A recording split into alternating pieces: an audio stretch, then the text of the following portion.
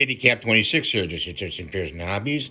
We took these blades and put them in that cartridge so it would inject in this razor.